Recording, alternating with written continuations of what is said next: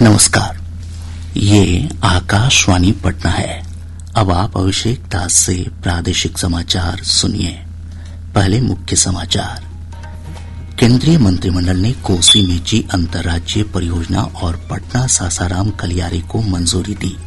प्रधानमंत्री नरेंद्र मोदी ने कहा, सरकार बिहार के विकास के लिए प्रतिबद्ध।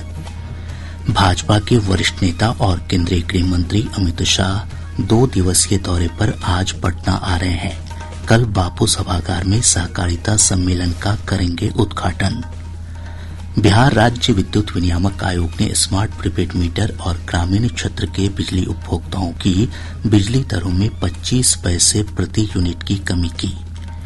और प्रदेश में प्रधानमंत्री आवास योजना ग्रामीण के तहत परिवारों को चिन्हित करने के लिए सर्वेक्षण 30 अप्रैल तक रहेगा जारी। अब समाचार विस्तार से। प्रधानमंत्री नरेंद्र मोदी ने बिहार में प्रधानमंत्री कृषि सिंचाई योजना के अंतर्गत कोसी मेची अंतर्राज्यीय परियोजना और 4 लेन के पटना सासाराम गलियारे को मंजूरी देने के लिए मंत्रिमंडल के निर्णय की सराहना की है। सोशल मीडिया पोस्ट में श्री मोदी ने कहा कि केंद्र सरकार बिहार के समग्र विकास के लिए प्रतिबद्ध है। कोसी मेची अंतर्राज्यीय परियोजना को प्रधानमंत्री कृषि सिंचाई योजना के अंतर्गत स्वीकृति दी गई है। श्री मोदी ने कहा कि इस योजना से बड़े कृषि क्षेत्र को पानी और सिंचाई की सुविधा का लाभ मिलेगा और इससे किसानों की आय में वृद्धि होगी। श्री मोदी ने कहा कि 4 लेन पटना आरा सासाराम गलियारा बिहार की जनता के लिए बड़ी खुशी की खबर है।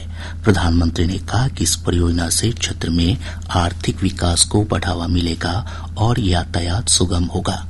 केंद्रीय मंत्रिमंडल ने कल बिहार की कोसी मेची नदी अंतर्राज्यीय लिंक परियोजना को मंजूरी दी।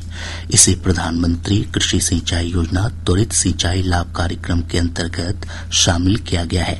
मंत्रिमंडल की बैठक के बाद सूचना और प्रसारण मंत्री अश्विनी वैष्णव ने बताया कि इस परियोजना से अररिया, पूर्णिया, किशनगंज और कटिहार जिले में खरीफ सीजन में 2,10,000 हेक्टेयर से अधिक भूमि को सिंचाई की सुविधा मिलेगी। केंद्र सरकार ने 6,282 करोड़ रुपए की अनुमानित लागत वाली इस परियोजना को मार्च 2029 तक पूरा करने के लिए बिहार को 3,652 करोड़ रुपए की सहायता को मंजूरी दी है।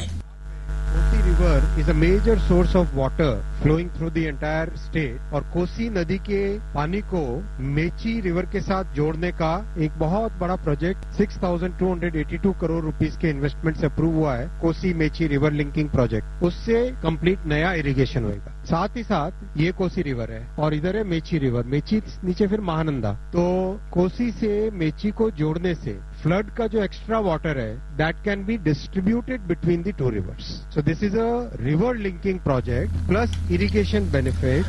केंद्रीय मंत्री ने बताया कि मंत्रिमंडल ने बिहार में 120 किलोमीटर से अधिक की लंबाई वाले 4 लेन के ग्रीनफील्ड और ब्राउनफील्ड पटना आरा सासाराम गलियारे के निर्माण को मंजूरी दी है। उन्होंने कहा कि इस परियोजना को 3,712 करोड़ रुपए की लागत से विकसित किया जाएगा। श्री वैष्णव ने बताया कि यह परियोजना 48 लाख दिन के रोजगार के अवसर पैदा करेगी। One of those rare projects जो बहुत सारे हाईवेज और बहुत सारे हाईवे सिस्टम्स को जोड़ता है। ये प्रोजेक्ट है पटना से आरा होते हुए सासाराम को जोड़ने वाला प्रोजेक्ट। 5 नेशनल हाईवेज और 4 स्टेट हाईवेज को ये जोड़ता है। This will significantly reduce congestion और जो बिहार के कंप्लीट इस एरिया में मूवमेंट पटना से लेके सासाराम तक कंप्लीट मूवमेंट इसका लोगों का बहुत इसमें बेनिफिट रहेगा। उप मुख्यमंत्री सम्राट चौधरी ने कोसी मेची लिंक परियोजना और पटना आरा सासाराम कॉरिडोर की स्वीकृति के लिए प्रधानमंत्री नरेंद्र मोदी के प्रति आभार जताया है। श्री चौधरी ने कहा कि कोसी मेची लिंक परियोजना से राज्य के किसानों को काफी लाभ होगा।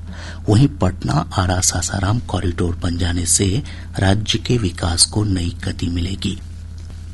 केंद्र सरकार ने बिहार समेत 5 राज्यों में अग्निशमन सेवाओं के आधुनिकीकरण के लिए 6,400 करोड़ रुपए की परियोजनाओं को मंजूरी दी है। केंद्रीय गृह मंत्री अमित शाह की अध्यक्षता में उच्च स्तरीय समिति ने बिहार के लिए 340 करोड़ रुपए से अधिक की राशि आवंटित की। केंद्र सरकार ने बिहटा औरंगाबाद रेल लाइन की डीपीआर बनाने को मंजूरी दे दी है। रेल मंत्री अश्विनी वैष्णव ने राज्यसभा में राष्ट्रीय लोक मोर्चा के उपेंद्र कुशवाहा के अतारांकित प्रश्न के उत्तर में ये जानकारी दी। उन्होंने कहा कि रेल लाइन की लंबाई 120 किलोमीटर होगी और इसके निर्माण पर 440 करोड़ रुपए की राशि खर्च होने का अनुमान है। भाजपा के वरिष्ठ नेता और केंद्रीय गृह मंत्री अमित शाह 2 दिवसीय दौरे पर आज पटना आ रहे हैं। इस दौरान वे पटना में आयोजित विभिन्न कार्यक्रमों में भाग लेंगे और गोपालगंज के नए पुलिस लाइन मैदान में कल एक जनसभा को संबोधित करेंगे। भाजपा के प्रदेश अध्यक्ष डॉक्टर दिलीप जायसवाल ने बताया कि केंद्रीय गृह मंत्री पटना पहुंचने के तुरंत बाद प्रदेश भाजपा कार्यालय में बैठक करेंगे।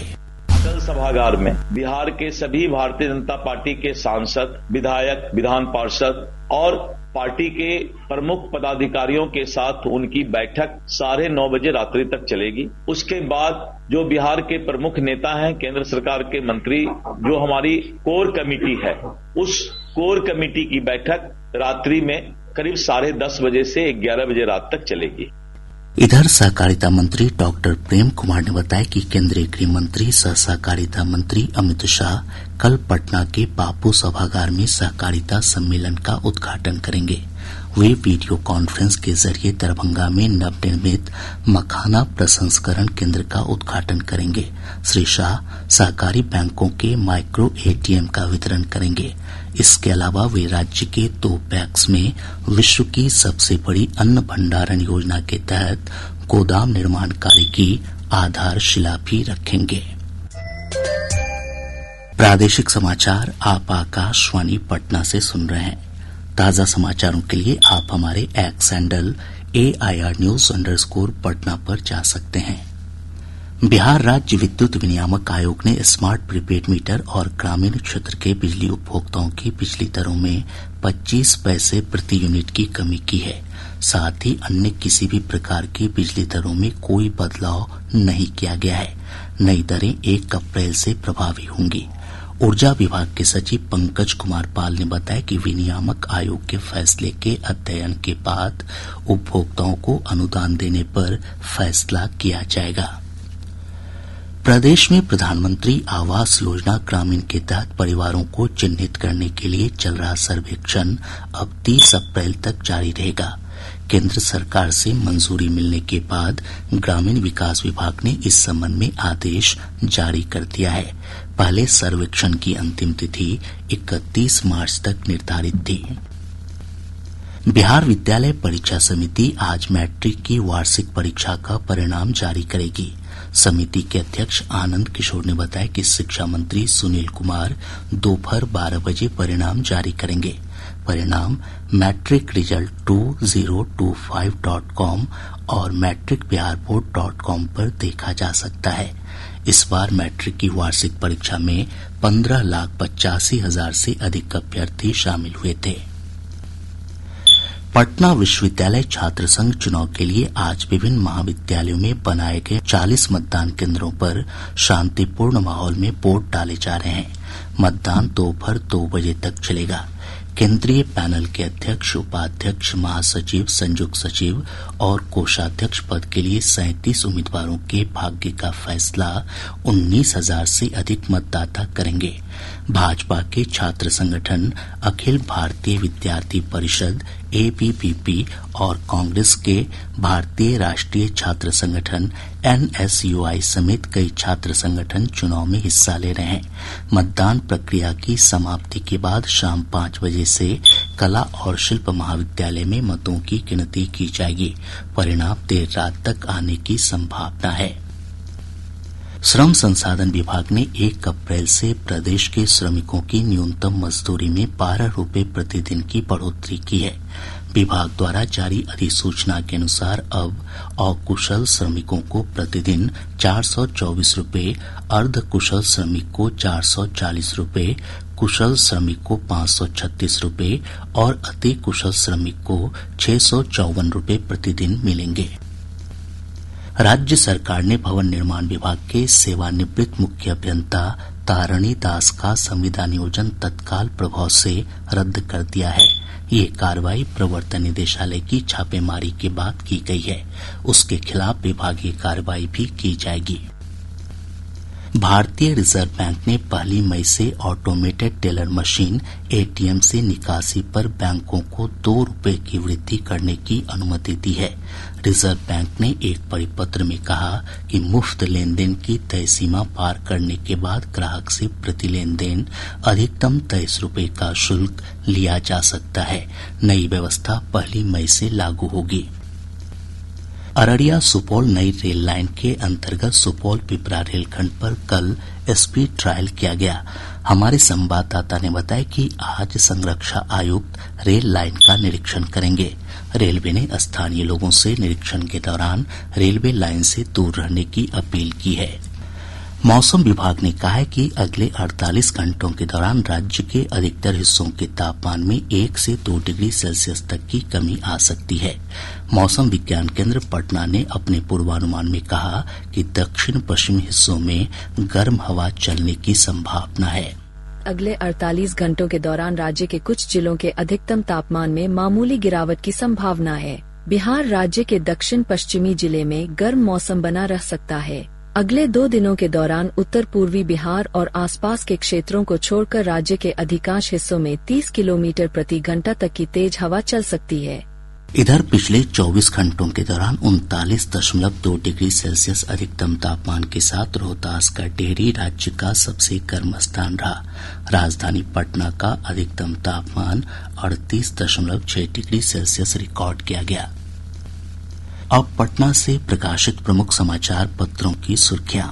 आज के सभी समाचार पत्रों ने अलग अलग खबरों को प्रमुखता से प्रकाशित किया है। हिन्दुस्तान लिखता है बिहार विद्युत विनियामक आयोग का फैसला, ग्रामीण स्मार्ट मीटर की बिजली दरें घटी। दैनिक जागरण ने केंद्रीय मंत्रिमंडल के फैसले को प्रमुखता देते हुए लिखा है पटना आरा सासाराम 4 लेन व कोसी मेची नदी जोड़ों को स्वीकृति। प्रभात खबर की सुर्खी है चीफ इंजीनियर सहित 7 अफसर के ठिकानों से 11 करोड़ 64 लाख रुपए मिले। दैनिक भास्कर ने लिखा है 70वीं बीपीएससी अभ्यर्थियों को झटका। पटना हाईकोर्ट ने परीक्षा रद्द करने की मांग करने वाली सभी याचिका खारिज की। राष्ट्रीय सहारा लिखता है अग्निशमन सेवाओं के लिए बिहार को 340.9 करोड़ रुपए मिले। आज अखबार की सुर्खी है म्यांमार में भूकंप का कहर, 150 की मौत। और अब अंत में मुख्य समाचार एक बार फिर। केंद्रीय मंत्रिमंडल ने कोसी मेची अंतर्राज्यीय परियोजना और पटना सासाराम गलियारे को मंजूरी दी। प्रधानमंत्री नरेंद्र मोदी ने कहा सरकार बिहार के विकास के लिए प्रतिबद्ध। भाजपा के वरिष्ठ नेता और केंद्रीय गृह मंत्री अमित शाह 2 दिवसीय दौरे पर आज पटना आ रहे हैं। कल बापू सभागार में सहकारिता सम्मेलन का करेंगे उद्घाटन। बिहार राज्य विद्युत विनियामक आयोग ने स्मार्ट प्रीपेड मीटर और ग्रामीण क्षेत्र के बिजली उपभोक्ताओं की बिजली दरों में 25 पैसे प्रति यूनिट की कमी की। और प्रदेश में प्रधानमंत्री आवास योजना ग्रामीण के तहत परिवारों को चिन्हित करने के लिए सर्वेक्षण 30 अप्रैल तक रहेगा जारी। इसके साथ ही आकाशवाणी पटना से प्रसारित प्रादेशिक समाचार का ये अंक समाप्त हुआ। आकाशवाणी पटना से अगला समाचार बुलेटिन दोपहर बाद 3:10 पर प्रसारित किया जाएगा।